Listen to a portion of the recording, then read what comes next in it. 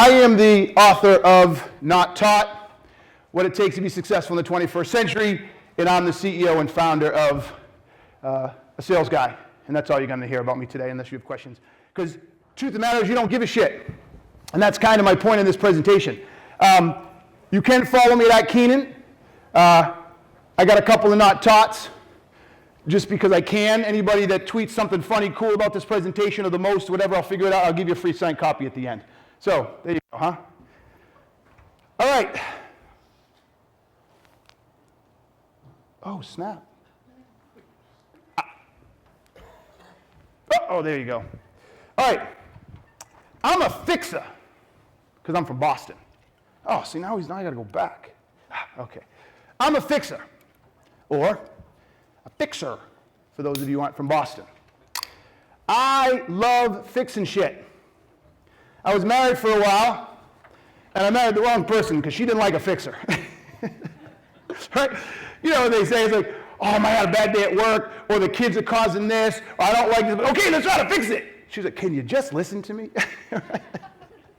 So, what I say about I'm a fixer is, I love the idea, and it's innate in me to try to fix stuff. And you guys ever watch Naked and Afraid? First off, I have no clue why these fools sign up for that shit. I mean, I'm sorry. I have no understanding why these people do this. They got to be crazy. And there's also a powerful, I don't even know the words metaphor, a powerful case study for the overconfidence of people, right? I mean, it reminds me of Facebook and that gorilla. Oh, I would have done this, and I would have done that, and I would have done this. Bullshit. Okay? Because every one of these people gets on this Naked and Afraid, and they're, don't let me leave. I'm here forever. I'm here for the 21 days. I saw one the other day. The girl literally quit after 24 hours. I was like, yeah, okay, you know your business. You got it. Well done. So, but the idea of a fixer is, if I were on Naked and Afraid, I'd be the guy that, like, okay, I set up the camp, and I'd be miserable, by the way. I wouldn't do it. But if you forced me to, I'd go out and get some water and food, and I'd come back, and I'd work on the house some more, and ooh, the house isn't right, and I'd come out and work it on some more. By the time of Naked and Afraid, I'd have like a 6-person hut with heated electricity in it. I wouldn't stop, because I'd keep trying to fix something. That's just how I am. I'm a fixer. So, but one of the keys to being a fixer when it comes to other people is you have to understand other people. You have to understand them. And that's where we're going to go with this in the next 21 minutes and 38 seconds. Nobody gives a shit about you, people. Nobody gives a shit about you, your product, your company, or any other corny thing that you want to talk about. You know, one of my favorite ones is usually smaller companies. That stupid freaking Inc. 5,000 fastest growing companies. Anybody on that? Oh, I can't offend anybody today. But you guys know what I'm talking about, right? Anybody been sold by one of those companies before? That's like the first thing they want to tell you. Oh, and we're an Inc. fastest growing company. I don't give a shit. Why are you talking to me about this? That's you. I don't care about you.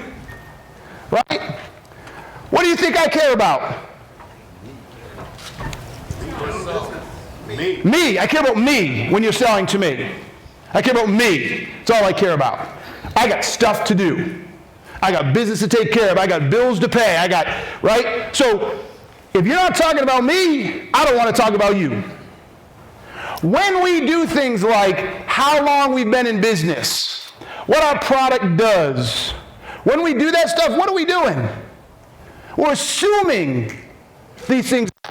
I'm trying to tell you that it has value in an indirect way, in a self-centered way, in a way that's focused on me, right? I don't care, and neither should you. You don't think enough about your customers. As sales and marketing people, too many times we're spending time on us and not them. How many people have gotten emails or requests to meet with a salesperson that's going to have just 10, 15, 20 minutes of your time? Raise your hands. Right? Half the time, they don't even offer you anything, do they? They just say, hey, I'm so-and-so, I'm great, and we're great, and can I get 15 minutes of your time to talk about X, right? Those are the real bad ones. Sometimes someone makes a half-hearted attempt and says, hey, I'm so-and-so, and I can help you increase sales. Can I get 20 minutes of your time? Okay, increase sales, but I mean, that's huge. How are you going to help me increase sales? What makes you think I even have a sales problem? Right? 20 minutes, I don't have that kind of time for you. So, lesson 1, nobody gives a shit about you.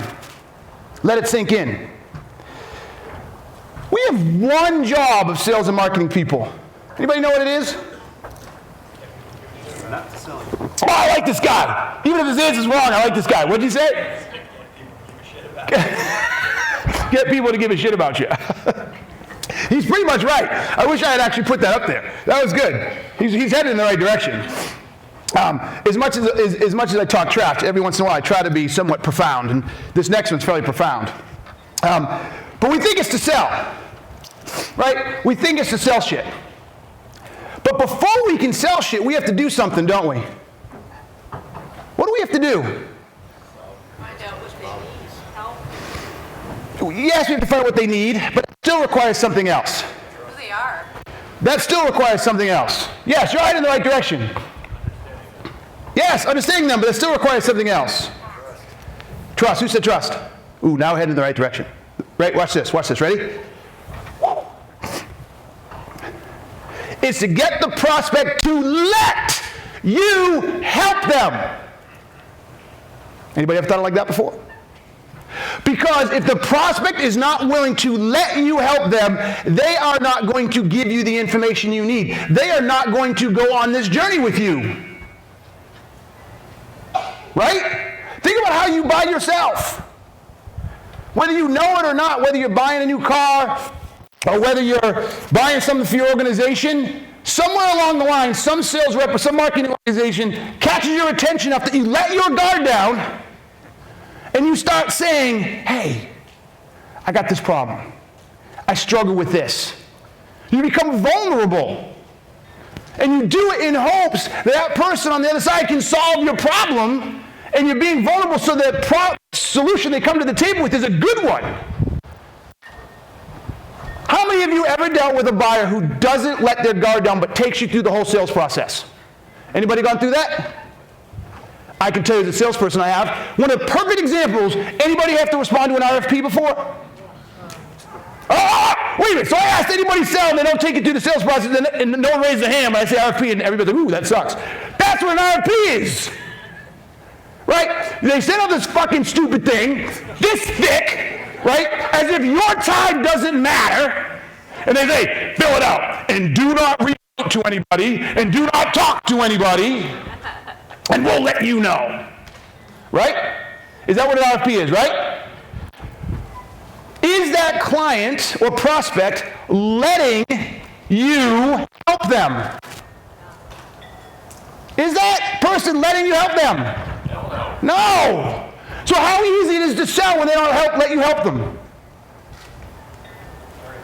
Thank you. It's exceedingly hard. Why is it hard if they don't let you help them? Because you don't know what they need. Thank you.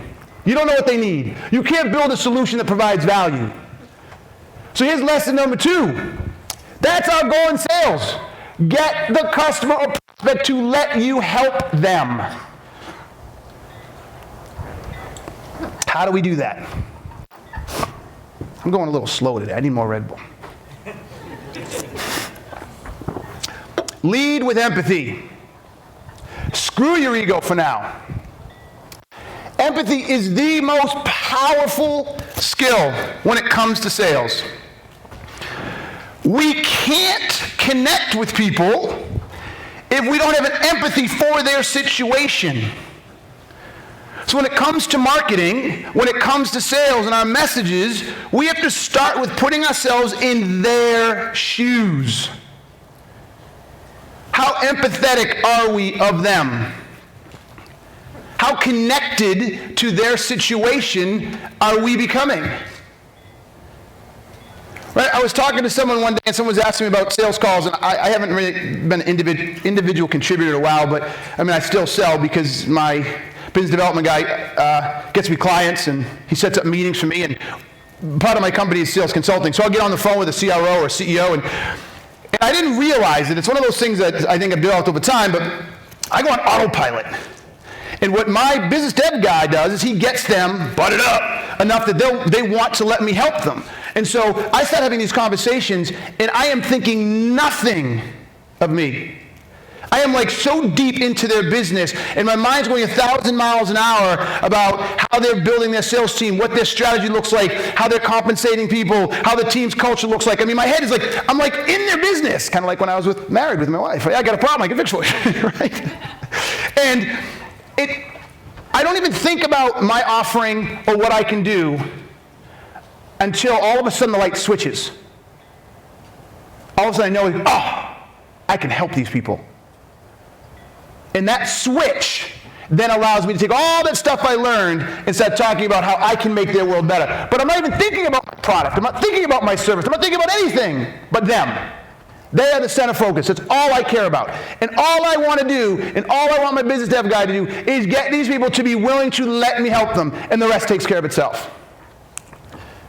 And I didn't make this shit up, by the way. Right? Greenberg and Greenberg, Spalding and Plank, Frank and Park, and more. You can look any of these cats up. They've done research over research, study after study, usually in the weirdest spaces, so I kind of don't like it, but like car dealerships, for instance, and car salesmen. That car salesmen with more empathy outperform those with less empathy like tenfold. It's a joke. What they found is empathy drives trust. Trust drives comfort, and when that happens, guess what they're willing to let you do? Oh my goodness. Help them, hey! I'm like, come on, we're a small crowd. I should come down there and start talking to you guys and get right down in there with you. Come on, we get some fun, right? They start letting you help them. It was good work. Good work, baby. Right? They start letting you help them. So the research supports it. Check out any of these studies. They're interesting, pretty powerful. Greenberg also did a Harvard Business Review article in 2013, 12, something like that. And he shows some of the numbers. The only thing about it that bugs me is he kept calling them men. I'm a dude, too. You wouldn't think I'd notice, but it just, when salesmen and the men and the men and the men, I'm like, he said men so many times, I went and I looked at when it was written. Because like, this has to be written in the 70s. I swear to God, I'm not kidding you. It was so out of place. I was like, this fucker's been writing since 2013. I was blown away. So anyways, yeah. But outside of that, it's an interesting study. Okay, so I'm actually going to give you guys some stuff to use now. I'm just not going to pontificate the whole time. So how do we do this, right? How do we start providing that value? How do we bring empathy to the table? All right. We're going to do a Stephen Covey on their ass. Anybody know Stephen Covey? Wow, I am old. Like, I remember when I was in the workplace when that shit came out. Like, it was the biggest deal, right? Anybody old enough to remember that? It was like in the late 80s, early 90s, right? Oh my God, everybody and their mother. Big rocks and little rocks, all that shit. It was great. Paper. I'm sorry? I had a giant binder. It was paper. Yes, it was paper. She's right. Hallelujah. Right? And then he joined forces with some store, the Franklin Covey stores. Yes. Woo, amen, right? All right. So, all right, to those of you around, what is habit 5? God, I don't know. But okay, follow the trend. Okay? I put a trend out here. I'm talking about empathy. Seek first to understand. Seek first to understand. Right? The more we can understand the workplace, we can understand the environment of our customers, of our key target customers, or what do they call ICPs, ideal client profiles, all these freaking acronyms, you know what I'm saying, right?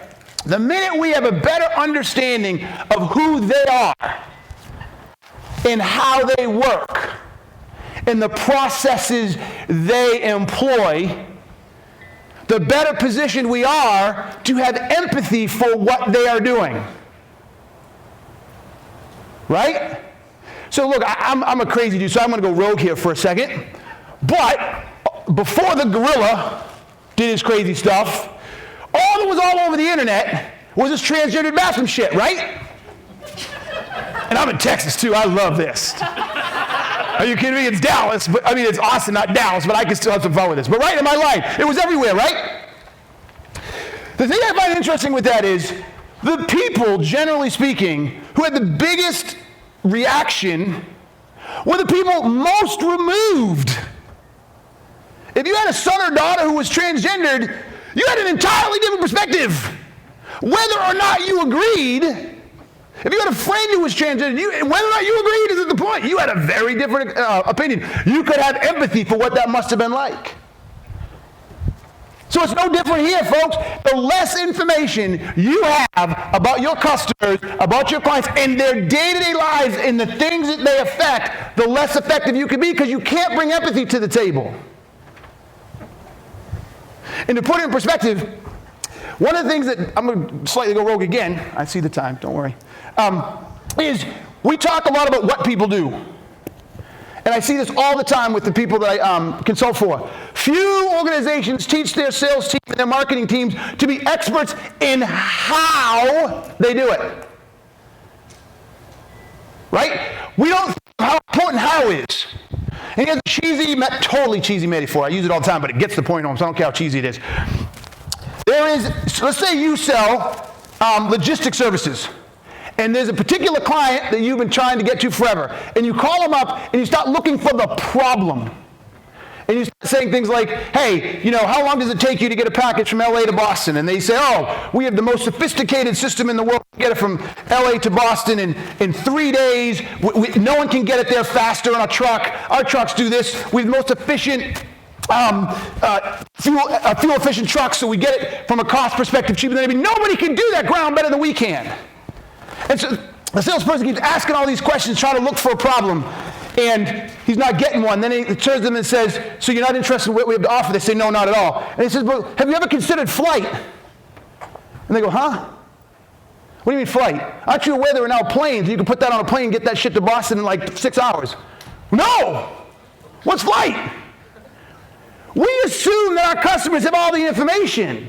So based on our customer's perspective, or that prospect's perspective, they were the best transportation company in the world without the knowledge that you could actually put that shit on a plane. So the only way you can find a problem, really good problem, is to understand how. How are people doing it? How do they do it today? How do they build their sales teams? How do they go to market? How do they do their account-based management? God, it's weird coming over here and talking to you guys, like 6 of you, and the whole world's over here. I wish you could feel it. It really does. It's a total shocking feeling when I go like this. I feel bipolar. Right? So no, let's get to the how. How is powerful. Teach your salespeople and your marketing people to understand the hows. How are people doing what you sell today differently? Because if you really think about it, the true differentiating in everything on the planet is how. Right? Way back in the day when computers were created, PC and Mac, they were both computers. They both did computing. Right? But they did them very differently, huh? How's a powerful one. All right. Know their business problems, not just their technical problems. This is another one that I experience with folks that don't really understand. Anybody know the difference between a business problem and a technical problem? I'm thinking business problem is people-oriented. It's around people and their daily processes, perhaps. Yes and no. I mean, that's good, but no. It's business problems and technical problems are like this. Technical problems are the things that prohibit you from getting there. So if you're talking about efficiency, like I can't, so you got 2 separate databases, and you can't run certain reports, and you can't do certain things, that's a technical problem. Now I watch salespeople all the time try to sell to that technical problem, and there's nothing wrong with that. But what's the business problem? Who said that? What? I just said, how does it impact? Yes! Yes! The business problem is the impact of the technical problems. And here's the powerful piece. If you have a technical problem, that's a big technical problem, but it really only affects a small business problem. What are the chances of selling that shit? You come back and you're like, hey, I found this. Oh my God, they can't do this, they can't do that. We got a deal. Well, what's the impact? What's the business problem? Well, that's really not that big. Well, then we just wasted our time. So get really good at understanding the difference between business problems and technical problems. Once you do that, be Santa. Make a list. right? Make a list of all the problems that your company can solve. Ironically enough, I have a framework on my site, a Sales Guy U, where we have a really simple table, word table. It's not all that pretty. It's really simple that walks you through this process. And someone downloaded it and got back to my business guy and said it's garbage. And I was like, what the hell are you looking for? Paint by numbers? It's just a freaking structure. But it's a structure few people go through. Because I can tell you right now, based on my experiences, almost none of your sales organization, marketing organizations have any place in the company a list of the actual business problems your product or service or company solve. Everybody talks about them, and if you ask people to tell you what they are, some people can give you some, but no one's actually done a complete inventory. Right? And here's the irony in this piece. Sales and marketing fuck everything up sometimes, right? Because, and Sankum can speak to this, when some smart guys and girls got in a room with a bar napkin and sketched out the company, what were they focused on? Some problem or set of business problems that they realized weren't getting addressed. Am I telling the truth here? Right? Nobody was talking about the Inc. fastest growing companies. No one was talking about any of this shit. They were just talking about, oh, look, here's a problem. And it's not getting addressed. And we can fix it. But then you start hiring people, you start hiring salespeople, and you start hiring marketing people, and they forget, or we move away from the problems we solved. Go back. Make a list of all the problems, okay? Once you make that list of problems, oh boy, now I'm getting in trouble. You got to write down, why do they matter? So you have all the business problems here, and the next column you want to say, whoops. Sorry. To hold this. All right. Why do they matter? Okay? Why do the business problems matter? I'm going to hold it. So that is the outcome. So if my business problem is X, why does it matter to the organization? What's the impact? Oh, sorry guys, you gotta get some help over here? Sorry guys. Technology. Oh, I got it. All right. See what I mean? That was a technical problem. Okay? The business problem is it kind of threw me off my game. I got to get my game back. So there's a perfect example. Technical problem, my mic's not working. Business problem, it's messed me up a little. I've lost my audience. I got to get it back. All right? So once you have the problems, I want to know why they matter. What's the impact to the organization? Think about what happens to that organization when that problem exists. And this is a powerful exercise, guys. Marketing and sales need to get together and do this. It is a powerful exercise because when you understand the impact to an organization when certain problems exist, you now are on the front of this curve and your ability to respond to those problems goes up tenfold. And then, here's the interesting one. Why do the problems exist? Few people touch on this one. If I can start telling you why problems exist, what do I start looking like? An expert. Right? When I can look at you in the eye and say, oh, you're struggling with poor lead generation. Real problem. And therefore, it's forcing you to have high close rates in order to make your number, and you're struggling to get to your number. Well, let me tell you why these things exist.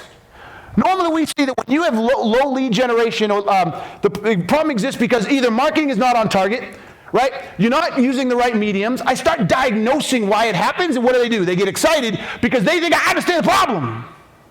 Am I telling the truth? That's where expertise comes in right there.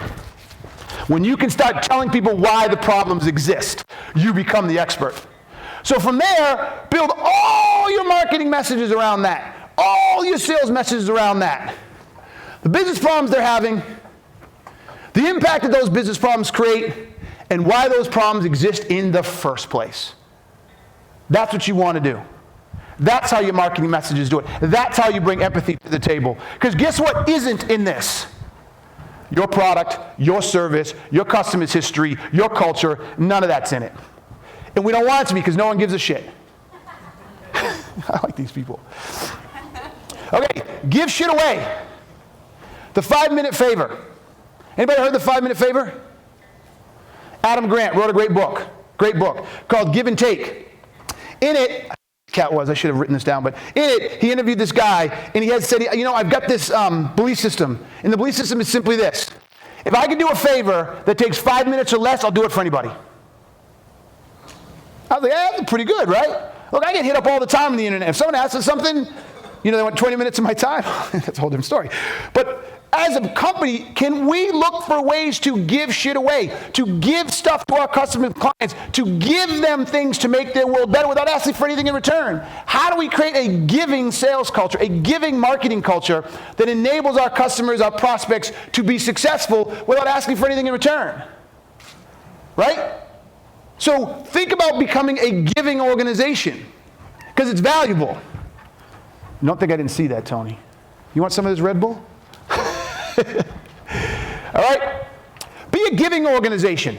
Takers are energy black holes. So again, same book, Give and Take. Adam talks about and did this experiment where they went to an organization and the takers and the givers, and they measured the energy that they create. I don't know how they did it. It was pretty interesting. But they found that those takers, they suck the life out of an energy. Suck the energy out of a company.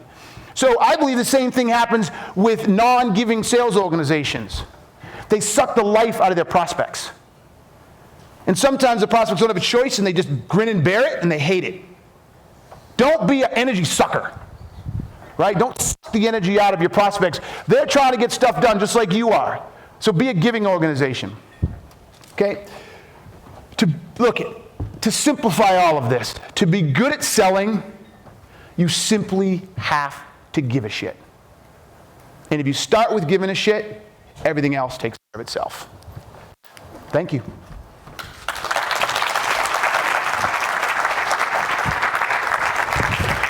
Wow, I thought I had a lot of energy and passion, but you totally tripped me down, man. That's awesome. That's great. All right, so we got a couple of minutes. You guys have any questions? And I'll start with the first question because I always have many questions, but I'll always start with the first question. What is one thing that marketers can learn from sales? Just one thing. Like, you know, they talk about sales being on one side, marketing being on the other side. We talk about sales focusing on accounts and all the things, empathy, everything, right? There's so much stuff. Is there one thing that you would say, you know what, marketers really need to know this one thing about sales? The micro experience. The micro experience. So guys, listen, as much as a pain in the ass salespeople can be, they're sitting down talking to the clients every day. Every day. So if you don't give that credence, if you don't give that the credibility it deserves, you're smoking crack. Okay? Here's what I find interesting about this. And you see it from the leaders as well. Like, I've sat in sales organizations where the salespeople came back and said, this price is just too high. And the sales leader's like, oh, you just can't fucking sell. You got to learn to fucking sell. No, asshole. It's true. Okay? It's true. The customers don't like this pricing. Right? Same thing with marketing and other things. They're out there and the customers are giving their feedback. If you don't like it, I'm sorry you don't like it, but listen to it. Salespeople have a micro perspective that nobody else has because they have to sit across from that customer or client and listen to them express themselves. Awesome. Sounds good. All right. Go ahead. Can you use one of the microphones? Because it's getting recorded, so it's easier to kind of have that. What's the over-under that they bleep? What do you think? So what's your take on a salesperson or a marketer actually experiencing the product or the service sort of on their own as a blind user just to kind of see what the whole process feels like? You know, like as a marketer, I like to fill out my own form with my own personal email address to see how I'm addressed, how I'm treated, what I get, the value of it all. But I mean, just is there room for that in an efficient organization? And you know, do we need to make the room for that? Oh my God! Let me ask the question another way: is there room not to have it? Exactly. I mean, oh my God! I think it's rhetorical. You probably sell something that's in the name. Because if you're not using your own shit, or you're at least not testing your own shit, I can't help you, and nobody can help you, right? There's absolutely. I'm building a software application right now. And I go in there and I use it as if I'm an end user. I'm like, oh, that's awful. And we got to go fix this. And yes, answer is yes times 10. Yes, do it. He's right. And if he's selling something, call him. All right, let's give a huge round of applause to Keenan. That's pretty awesome. Thanks.